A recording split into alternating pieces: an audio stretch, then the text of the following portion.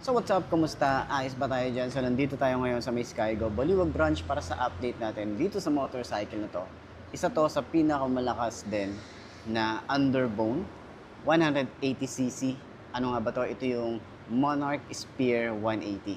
Alamin natin yung updated price nito at kung sulit nga ba yung specification nito ngayong 2026. Tara, samahan nyo ako. Walk around natin to. Ayos na siya.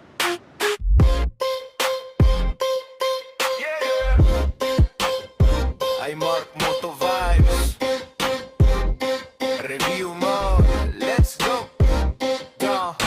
Pagdating sa motor, ako'y nakafocus. Detalye bawat pyesa, walang sablay, walang bogus. From makina hanggang forma, lahat sinusuri, hindi basta hype. Dapat legit, di puro theory. Horsepower, torque, anong kaya sa kalsada?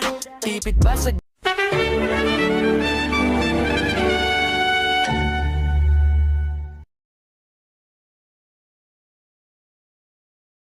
Mga best, no, available nga po dito ng isang unit ng Monarch Spear 180. So sa mga naghahanap ng underbone, 180cc, maporma, sobrang aggressive ng motorcycle na to.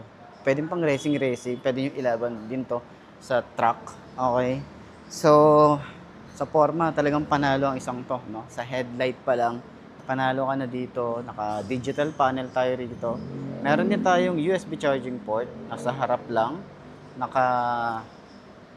Disusi pa rin tayo rito. Ayan, nag-isip pa no? Pero ayan, ang forma na ito. Ang ganda rin ng kanyang upuan. Parang yung design niya, carbon fiber finish yung datingan niya.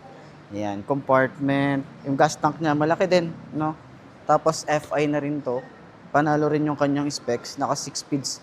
6 speeds, ano? Naka 6 speed na rin ang isang to. Ayan. So, 5 to ang ating height. Okay, try natin yung upuan. So, sabi nila, boss, sa mga nakagamit na at nakabili na nito, talagang panalo yung kanyang makina.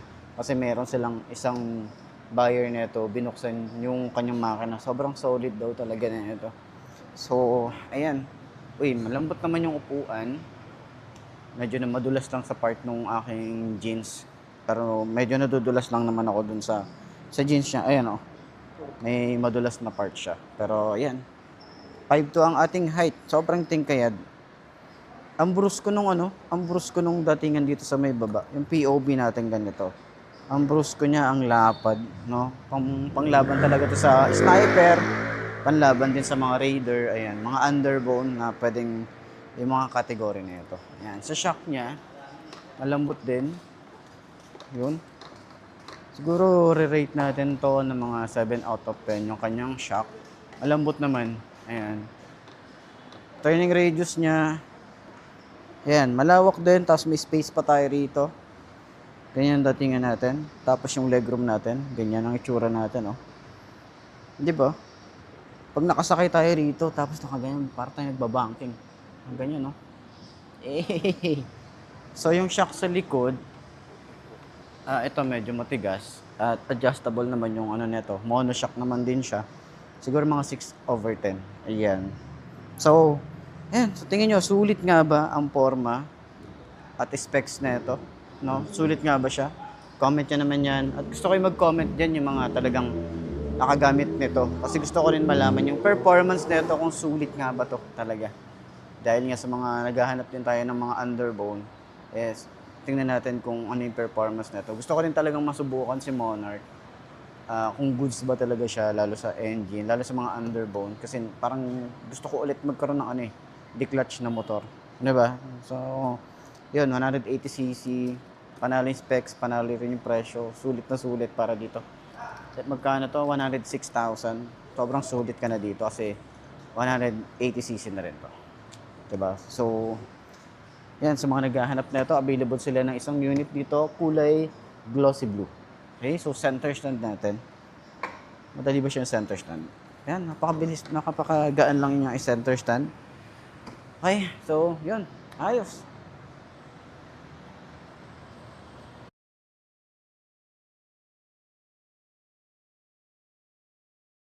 So, yun nga, available nga po dito ng isang unit ng Monarch Spear 180. So, updated price natin dito. Pero ikutan pa rin natin to para dun sa mga bagong subscriber natin at bagong nag-aabang ng ganitong motorcycle. Ikutan natin to. Let's go. So, ayun na nga. Dito sa part ng handlebar, dito sa prot, sobrang simple lang niya. Pero pagdating dito sa baba, sobrang angas naman niya. So, kakaiba din talaga yung design ng isang to. Halos wala kang masyadong makikita na kamukha nito. Parang hawig siya sa mga Kawasaki na headlight. Ganun parang pinaliit lang. Ganun yung datingin niya at ganun din yung nai-imagine ko sa kanya pag nakikita ko yung motorcycle na to. Napaka-premium ng design niya. Ayan, meron tayong kulay gray dito. Hindi naman siya chrome, pero kulay gray. Tapos yung forma ng decals niya, dito lang, napaka-minimalist lang. May 180, dito, number. Ayan, may 180, may spear. Tapos may decals lang dito sa side na to. Okay, so may Monarch na logo dito sa side by side naman yan. Telescopic fork, maganda yung fender, mahaba yung extension. Maganda rin yung mugs. Kulay blue na rin yan. Kung ano yung kulay ng ating fairings, yun na rin yung kulay ng ating mugs. Yung size niya is 90 by 80 by 17. Tubeless na rin. At naka-radiator na rin tayo dito. May cover na rin yan para sa mga talsik ng bato or maliliit na pwedeng tumama dyan. Ayan. Cover na rin yan. So, meron din tayo rito single disc brake, single pot caliper. Yan. Maganda rin yung design na yun. No? Ang laki din ng disc brake niya. So, yung kanyang signal light, nandito sa ilalim. LED na rin yan. LED na rin yung ating headlight. May daytime running light dito sa ilalim. Ayan. So, gusto ko rin talaga makita yun, yung activation na ito. Tapos, ma-test ride natin. Yun talaga yung mga gusto natin. Ayan, tingnan nyo naman to. Yung POV dito. Ang lawak dito, ang brusco nung datingan niya. Yung mga design na ganyan, open yung dito para sa air vent niya. Yan, tapos dito yung kanyang coolant. Ito naman yung other side ng makina. May Monarch tayo rito. Yung kanyang foot pegs na flip. Ayan. Combination ng rubber and metal. Rear brake pedal, napaka-smooth lang. Yung ating foot pegs para sa angkas. Yan, metal. May mga sharp design din tayo rito. Maganda yung alloy, tsaka yung paint job. Yung tambucho, ito. Ayan, ang haba. Ang haba ng tambucho, stylish yung datingan niya. May mga ganyan design siya. Ayan. Ito yung pinaka, single exit naman yan. Tapos, monoshock. Sa pinaka-center naman yan, may tire hugger din tayo. Swing arm. Single disc brake. Single pot caliper. Ang size dito sa likod, 120 70 by 17. Tubeless na rin. At yung mugs niya is kulay blue na rin. Ayan. Sa taillight natin dito, napakaganda. Pa-diamond style yung datingan niya. Ayan. LED rin yan. Signal light LED. Meron tayong plate light na LED rin. Reflector. Tapos meron tayo rito ang lagayan ng plate. Yung fender niya malapad din. Okay. Grab bar. Pa-Batman style din. Ayan o. Ganda ng forma no. So, meron din tayo rito yung chain cover. Yung kanyang sprocket size ay 42T. Ayan, yung kanyang sprocket size. Ayan, single head shifter. 6-speed na rin to. 1 down, 5 up. Yung kanyang gear position. Okay. Yung upuan niya, ayan, sobrang kapal na upuan, sobrang lambot. Maganda yung stitches na ginamit dito or maganda rin yung leather stitches din. Tapos yung ating sa OBR is makapal din yung foam. Ayan, meron din tayong malinis na design din dito para sa kanyang gas tank. Tapos malaki din yung gas tank niya. So matagal na rin bago kayo magpa-gas ulit. So sa side naman, meron tayong side pocket, napakababaw lang dito. Kaya hindi ko advise na maglagay tayo rito ng mga importanteng bagay. Okay? So buti sana kung malalim yan. Tapos may USB charging port tayo rito. Tapos dito natin lalagay yung cellphone. Tapos may cover.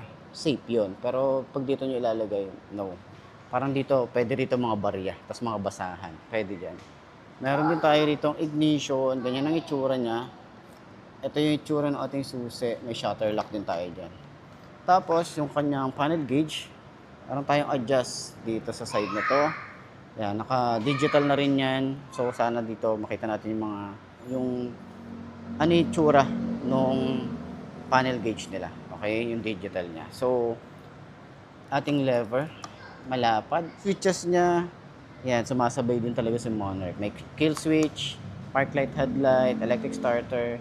Yung grip natin dito is makapit. Throttle niya, malalim yung throttle. Ayan. Yung clutch niya rito, ayan, smooth naman yan.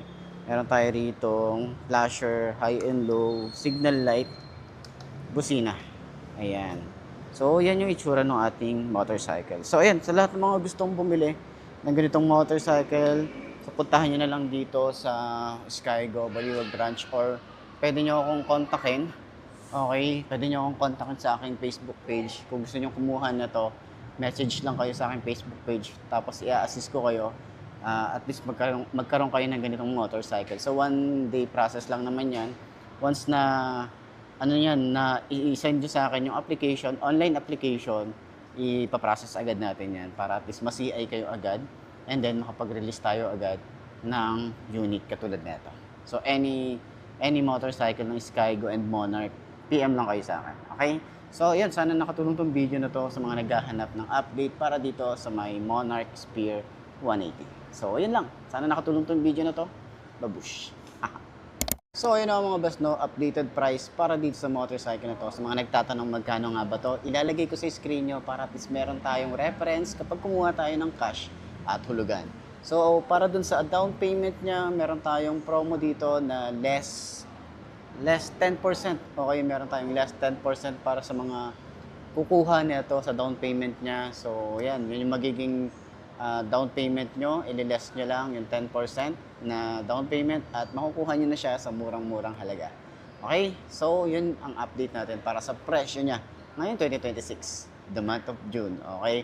So, sana sa mga nakagamit na ng ganitong motorcycle, baka pwede nyo i-share dyan sa comment section ano nga ba yung mga naging experience nyo sa motorcycle to para at least makatulong tayo dun sa mga gustong kumuha nito. Okay? Wala naman akong nababalitaan na merong repo nito. So, goods na goods ang isang to pagdating sa kanyang engine at sa forma. Okay? So, yun lang. Sana nakatulong tong video na to sa mga gustong kumuha nitong motor. Ayos! Night mode, ito ang guide mo sa daan ng Kalsada Road. Cold start, pakinggan mo ang tunog kung maayos ba o parang may kulang sa ugong. Suspension check, lubak kay kalaban. Kung smooth ang takbo, panalo sa laban. Brakes kung kapit, dapat sigurado. Safety first lagi, di pwedeng palpakto. Ilaw sa gabi, malinaw ang daan. Headlight na solid, panalo sa laban. Hindi lahat ng uso para sa'yo bro. Piliin mo yung swak sa budget at trip mo. Hindi lang pangalan, hindi lang brand.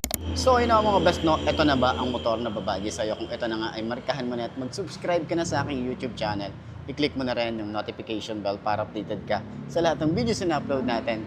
Dito araw-araw, so laging tatandaan, wala sa brand ng motor ang itatagal yan, kundi na sa pag-aalaga mo yan. Tatagal yan, ayos na ayos yan. So, kita na lang ulit tayo bukas. I'm Mark D. Ciao. Maraming salamat sa inyo. Babush! Haha.